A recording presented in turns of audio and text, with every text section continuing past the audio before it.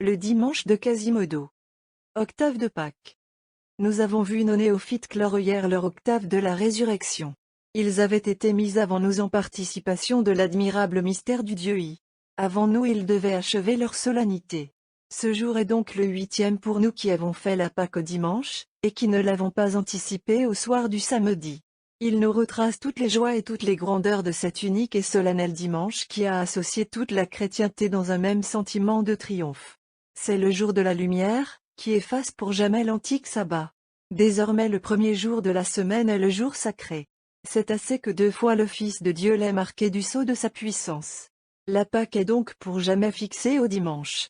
Et ainsi qu'il a été expliqué ci-dessus, dans la mystique du temps pascal, tout dimanche est désormais une Pâque. Notre divin ressuscité a voulu que son Église comprît ainsi le mystère. Car ayant l'intention de se montrer une seconde fois à ses disciples rassemblés, il a attendu, pour le faire, le retour du dimanche. Durant tous les jours précédents, il a laissé Thomas en proie à ses doutes. Ce n'est qu'aujourd'hui qu'il a voulu venir à son secours, se manifestant à cet apôtre, en présence des autres, et l'obligeant à déposer son incrédulité devant la plus palpable évidence.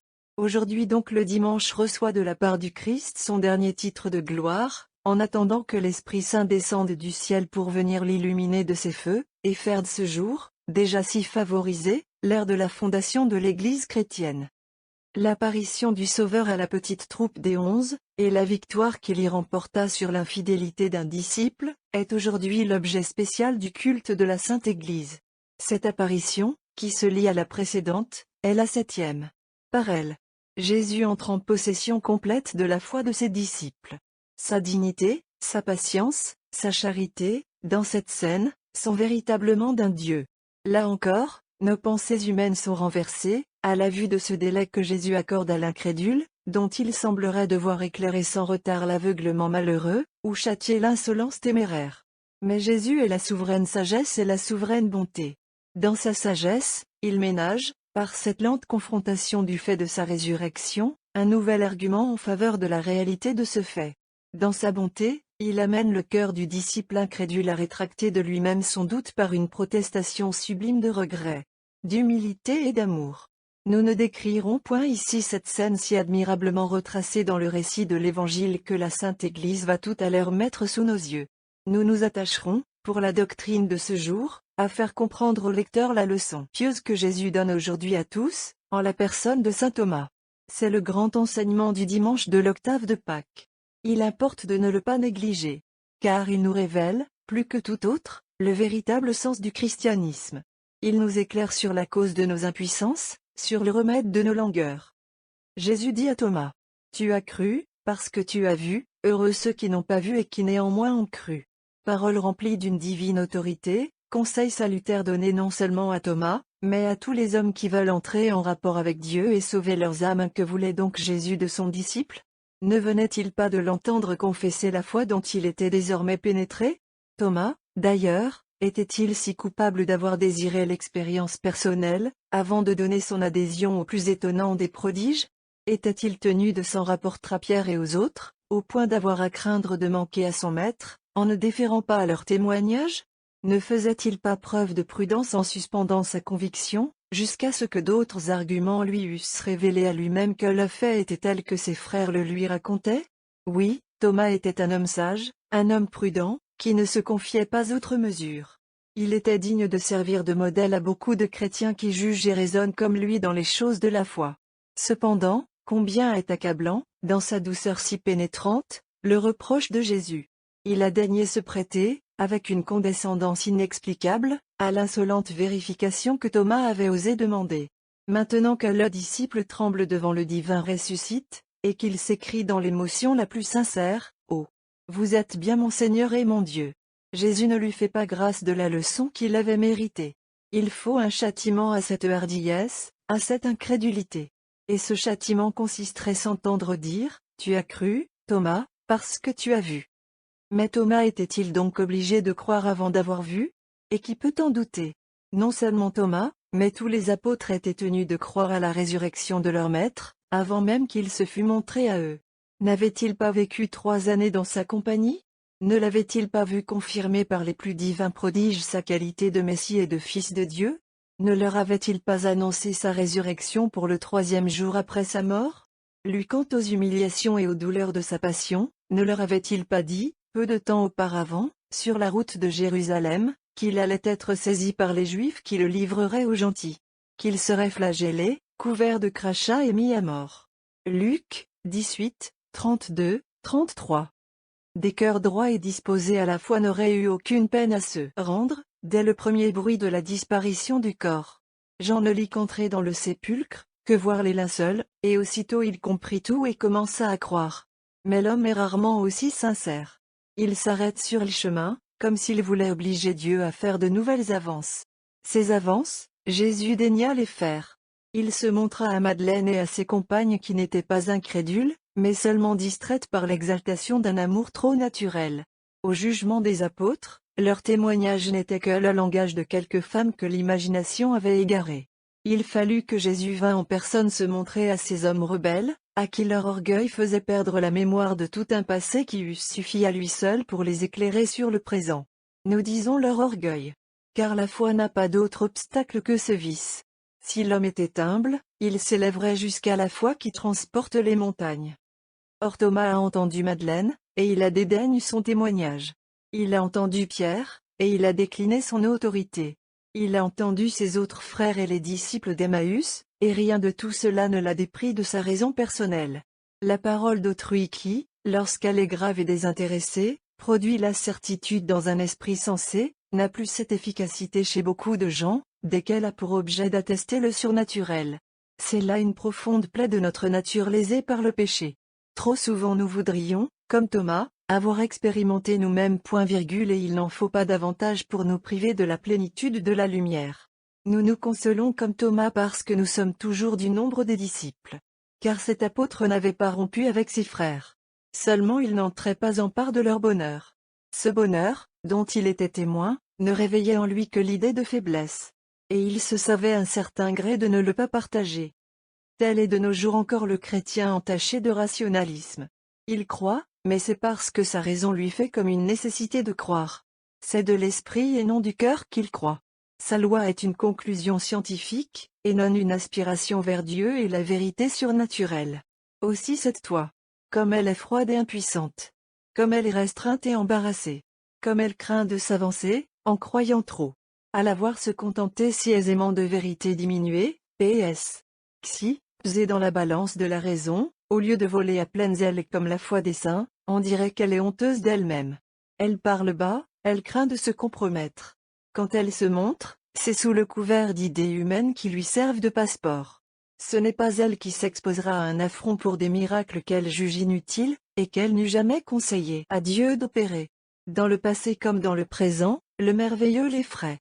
N'a-t-elle pas eu déjà assez d'efforts à faire pour admettre celui dont l'acceptation lui est strictement nécessaire? La vie des saints, leur vertu héroïque, leur sacrifice sublime, tout cela l'inquiète. L'action du christianisme dans la société, dans la législation, lui semble léser les droits de ceux qui ne croient pas. Elle entend réserver la liberté de l'erreur et la liberté du mal. Et elle ne s'aperçoit même pas que la marche du monde est entravée depuis que Jésus-Christ n'est plus roi sur la terre. Or c'est pour ceux dont la foi est si faible et si près du rationalisme, que Jésus ajoute aux paroles de reproche qu'il adressa à Thomas, cette sentence qui ne le regardait pas seul, mais qui avait en vue tous les hommes et tous les siècles, heureux ceux qui n'ont pas vu, et qui ont cru. Thomas pécha, pour n'avoir pas eu la disposition à croire. Nous nous exposons à pécher comme lui, si nous n'entretenons pas dans notre foi cette expansion qui la mêlerait à tout, et lui ferait faire ce progrès que Dieu récompense par des flots de lumière et de joie au cœur. Une fois entrés dans l'Église, le devoir pour nous est de considérer désormais toute chose au point de vue surnaturel. Et ne craignons pas que ce point de vue, réglé par les enseignements de l'autorité sacrée, nous entraîne trop loin. Le juste vit de la foi Rome. I. 17. C'est sa nourriture continuelle. La vie naturelle est transformée en lui pour jamais, s'il demeure fidèle à son baptême. Croyons-nous donc que l'Église avait pris tant de soin dans l'instruction de ses néophytes? Qu'elle les avait initiés par tant de rites qui ne respirent que les idées et les sentiments de la vie surnaturelle, pour les abandonner sans remords dès le lendemain à l'action de ce dangereux système qui place la foi dans un recoin de l'intelligence, du cœur et de la conduite, afin de laisser plus librement agir l'homme naturel. Non, il n'en est pas ainsi. Reconnaissons donc notre erreur avec Thomas. Confessons avec lui que jusqu'ici nous n'avons pas cru encore d'une foi assez parfaite. Comme lui, disons à Jésus: Vous êtes mon Seigneur et mon Dieu, et j'ai souvent pensé et agi comme si vous n'étiez pas en tout mon Seigneur et mon Dieu. Désormais je croirai sans avoir vu. Car je veux être du nombre de ceux que vous avez appelés heureux. Ce dimanche, appelé vulgairement le dimanche de Quasimodo, porte dans la liturgie le nom de dimanche in albis, et plus explicitement in albis depositi, parce que c'était en ce jour que les néophytes paraissaient à l'église sous les habits ordinaires. Au Moyen-Âge, on l'appelait Pâques close, sans doute pour exprimer qu'en ce jour l'octave de Pâques se terminait. La solennité de ce dimanche est si grande dans l'église, que non seulement il est du rite double, mais qu'il ne cède jamais la place à aucune fête, de quelque degré supérieur qu'elle soit. À Rome, la station est dans la basilique de Saint-Pancrace, sur la voie Aurelia. Les anciens ne nous ont rien appris sur les motifs qui ont fait désigner cette église pour la réunion des fidèles en ce jour. Peut-être l'âge du jeune martyr de 14 ans auquel elle est dédiée l'a-t-il fait choisir de préférence, par une sorte de rapport avec la jeunesse des néophytes qui sont encore aujourd'hui l'objet de la préoccupation maternelle de l'Église. À la messe. L'introïte rappelle les gracieuses paroles que saint Pierre adressait, dans l'épître d'hier, aux nouveaux baptisés. Ce sont de tendres enfants remplis de simplesse, et aspirant aux mamelles de la Sainte Église le lait spirituel de la foi, qui les rendra forts et sincères. Introïte. Comme des enfants nouveau-nés, Alléluia, enfants spirituels, aspirez au lait pur et sincère. Alléluia, Alléluia, Alléluia. Somme. Célébrez dans la joie le Dieu notre protecteur, louez avec allégresse le Dieu de Jacob. Gloire au Père. Comme des enfants. En ce dernier jour d'une si grande octave, l'Église fait, dans la collecte, ses adieux aux pompes solennelles qui viennent de s'écouler, et demande à Dieu que leur divin objet demeure empreint dans la vie et la conduite de ses enfants. Collecte. Faites, s'il vous plaît, ô Dieu Tout-Puissant, qu'avant d'achever la célébration des fêtes pascales, nous en retenions l'esprit dans nos habitudes et dans notre vie. Par Jésus-Christ notre Seigneur. Amen. Épître. Lecture de l'épître du bienheureux Jean, apôtre. Chapitre 5. Mes bien-aimés, quiconque est né de Dieu est victorieux du monde. Et la victoire qui soumet le monde, c'est notre foi. Quel est celui qui triomphe du monde, sinon celui qui croit que Jésus est le Fils de Dieu? C'est ce même Jésus-Christ qui est venu avec l'eau et le sang. Non seulement avec l'eau, mais avec l'eau et avec le sang. Et c'est l'Esprit qui rend témoignage que le Christ est la vérité. Car il y en a trois qui rendent témoignage dans le ciel, le Père, le Verbe et le Saint-Esprit. Et ces trois sont une même chose. Et il y en a trois qui rendent témoignage sur la terre. L'Esprit, l'eau et le sang, et ces trois sont une même chose. Si nous recevons le témoignage des hommes, celui de Dieu est plus grand. Or ce grand témoignage de Dieu, c'est celui qu'il a rendu au sujet de son Fils. Celui qui croit au Fils de Dieu, a en soi le témoignage de Dieu. L'apôtre Saint Jean célèbre en ce passage le mérite et les avantages de la foi. Il nous la présente comme une victoire qui met le monde sous nos pieds, le monde qui nous entoure, et le monde qui est au-dedans de nous.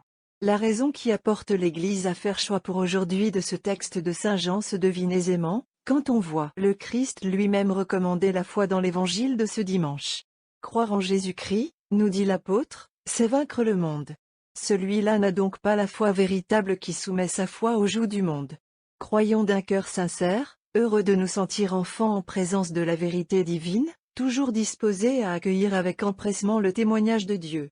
Ce divin témoignage retentira en nous, selon qu'il nous trouvera désireux de l'entendre toujours davantage. Jean, à la vue des linceuls qui avaient enveloppé le corps de son maître, se recueillit et il crut. Thomas avait de plus que Jean l'attestation des apôtres qui avaient vu Jésus ressuscité, et il ne croyait pas. Il n'avait pas soumis le monde à sa raison, parce que la foi n'était pas en lui. Les deux versets alléluiatiques sont formés de passages du Saint-Évangile qui ont rapport à la résurrection. Le second retrace la grande scène qui eut lieu aujourd'hui même dans le Cénacle. Alléluia, Alléluia. Au jour de ma résurrection, dit le Seigneur, je vous précéderai en Galilée. Alléluia. 8 jours après, les portes étant fermées, Jésus parut au milieu de ses disciples, et il leur dit, la paix soit avec vous. Alléluia. Évangile. La suite du Saint-Évangile selon Saint Jean. Chapitre 20. En ce temps-là, sur le soir, Le jour d'après le sabbat, les portes du lieu où les disciples étaient rassemblés étant fermées, de peur des Juifs, Jésus vint, et debout au milieu d'eux, il leur dit, « La paix soit avec vous. » Et ayant dit ces mots, il leur montra ses mains et son côté. Les disciples furent dans la joie de voir le Seigneur. Il leur dit de nouveau, « La paix soit avec vous. Comme mon Père m'a envoyé, je vous envoie. » Cela dit, il souilla sur eux et leur dit, « Recevez le Saint-Esprit. Les péchés seront remis à ceux à qui vous les remettrez, et ils seront retenus à ceux à qui vous les retiendrez. » Or Thomas appelé Didyme, l'un des 12, n'était pas avec eux lorsque Jésus vint. Les autres disciples lui dirent donc, « Nous avons vu le Seigneur. » Mais il leur dit, « Si je ne vois dans ses mains la marque des clous, et si je ne mets mon doigt là où étaient les clous, et ma main dans son côté, je ne croirai point. » 8 jours après, les disciples étant encore dans le même lieu, et Thomas avec eux, Jésus vint, les portes fermées, et debout au milieu d'eux, il leur dit, « La paix soit avec vous. » Puis il dit à Thomas, « Mets ici ton doigt, et vois mes mains, approche ta main et mets-la dans mon côte, et ne sois plus incrédule, mais fidèle. » Thomas répondant lui dit, « Mon Seigneur et mon Dieu. » Jésus lui dit, « Parce que tu m'as vu, Thomas, tu as cru, heureux ceux qui n'ont pas vu et qui ont cru. » Jésus fit encore devant ses disciples beaucoup d'autres miracles qui ne sont point écrits en ce livre. Mais ceux-ci ont été écrits, afin que vous croyiez que Jésus est le Fils de Dieu, et qu'en le croyant vous ayez la vie en son nom. Nous avons insisté suffisamment sur l'incrédulité de saint Thomas. Il est temps maintenant de glorifier la foi de cet apôtre. Son infidélité nous a aidés à sonder notre peu de foi. Que son retour nous éclaire sur ce que nous avons à faire pour devenir de vrais croyants. Thomas a contraint le Sauveur, qui compte sur lui pour en faire une des colonnes de son Église, à descendre avec lui jusqu'à la familiarité. Mais à peine a-t-il introduit son doigt téméraire dans les plaies de son maître que, tout aussitôt, il se sent subjugué. Le besoin de réparer, par un acte solennel de foi. L'imprudence qu'il a commise en se croyant saint et prudent, se fait sentir à lui, il jette un cri, et ce cri est la protestation de foi la plus ardente qu'un homme puisse faire entendre. Mon Seigneur et mon Dieu. Remarquez qu'il ne dit pas seulement ici que Jésus est son Seigneur, son Maître, qu'il est bien le même Jésus dont il a été le disciple, ce ne serait pas encore la foi. Il n'y a plus foi, quand on palpe l'objet. Thomas aurait eu la foi de la résurrection, s'il avait cru sur le témoignage de ses frères.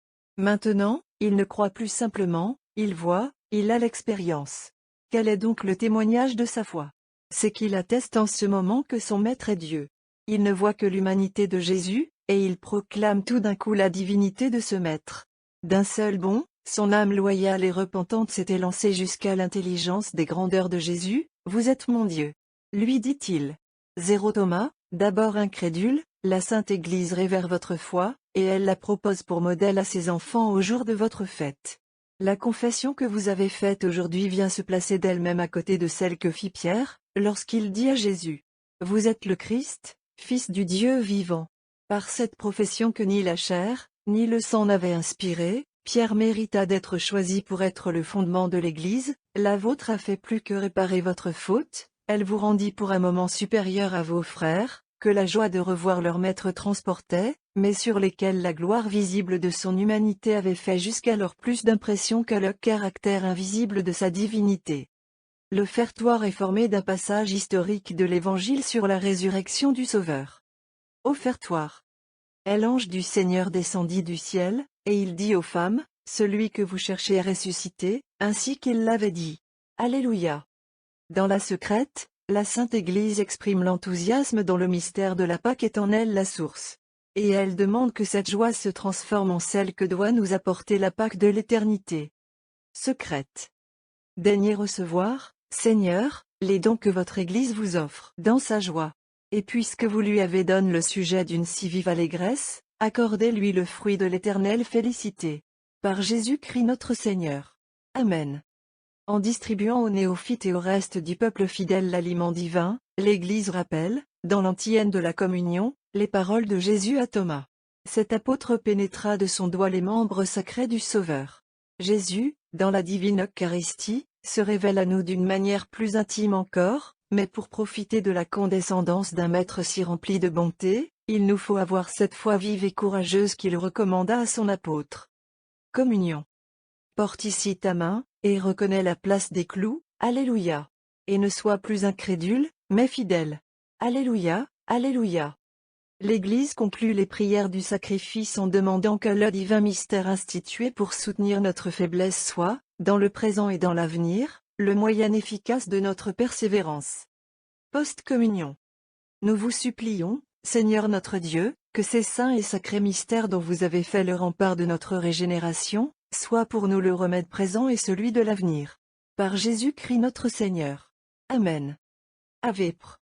Dans les années où la fête de l'Annonciation de la Sainte Vierge est renvoyée au lundi qui suit le dimanche de Quasimodo, on chante aujourd'hui les premières vêpres de cette grande solennité, et on fait seulement la commémoration du dimanche, à la fin de l'office.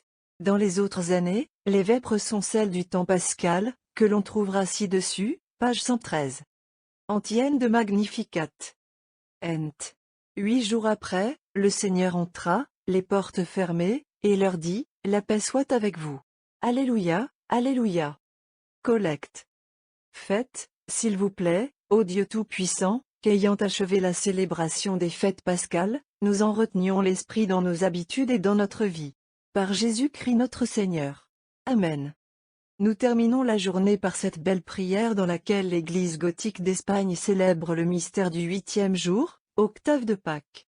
Oratio. Fils engendré du Père qui n'est engendré de personne, vous renouvelez aujourd'hui le culte de ce 8e jour, dans lequel vous vous offrîtes au regard et à l'attouchement de vos disciples. Ce jour du dimanche, bien qu'il ait précède les autres, devient le 8e après que les 7 premiers sont écoulés. En ce jour vous vous levâtes du sépulcre, vous vous séparâtes des morts. En ce jour aussi vous entrez, les portes fermées, et vous accordez aux disciples votre chère visite. C'est ainsi que vous marquez, chacun par son mystère, le commencement et la fin de la Pâque. Votre résurrection épouvante les gardiens de votre tombeau, et votre apparition vient confirmer les cœurs chancelants des disciples. Quant à nous qui possédons la science de tous ces mystères, daignez faire que la foi par laquelle nous croyons, nous préserve du mal pour le jour où, après cette vie, nous paraîtrons devant vous. Que cette foi ne connaisse ni le doute qu'engendre la paresse de l'esprit, ni l'erreur que mène à sa suite une téméraire curiosité. Gardez en votre nom ceux que vous avez rachetés de votre précieux sang. Laissez-vous contempler à notre âme. Daignez pénétrer aussi dans notre cœur. Soyez toujours au milieu de nous, vous qui, étant au milieu de vos disciples, leur avez aujourd'hui annoncé la paix. Vous avez soufflé sur eux l'esprit de vie, répandez aussi sur nous la consolation du même esprit. Enfin nous inviterons encore le pieux et mélodieux Adam de Saint-Victor à nous prêter une de ces belles séquences que nos églises du Moyen-Âge aimaient tant, et dans lesquelles ce prince des poètes de la liturgie a chanté avec tant d'abondance, et souvent avec tant de bonheur, le triomphe du Rédempteur sur la mort. Séquence. Le renouvellement du monde a amené des joies nouvelles. Le Seigneur ressuscite, et tout ressuscite avec lui. Docile à la voix de leur auteur, les éléments montrent par leur obéissance l'étendue de son pouvoir. Le feu est devenu plus volatile, l'air augmente de transparence. L'eau coule plus limpide, et la terre se tient plus ferme sur ses bases. La loi selon laquelle les corps légers s'élèvent, et les corps pesants tendent vers leur centre, est de nouveau déclarée, tout participe à la rénovation. Le ciel est plus serein, la mer est plus tranquille, l'haleine du zéphyr plus douce. Notre vallée s'est couverte de fleurs. La terre aride a retrouvé sa verdure. Le souffle du printemps a réchauffé sa surface engourdie. Les glaces de la mort se sont fondues. Le prince du monde est renversé. Son empire sur nous est anéanti. En voulant retenir dans ses liens celui sur lequel ses droits étaient nuls, il a vu s'évanouir son pouvoir. La vie a vaincu la mort. L'homme recouvre les joies du paradis qu'il avait perdu. Le chérubin abaisse le glaive qu'il brandissait, et livre un passage facile. Le Christ ouvre les cieux. Il délivre les captifs que le péché avait enchaînés sous les lois de la mort. Pour une si belle victoire, honneur au Père, honneur au Fils, honneur à l'Esprit Saint. Amen.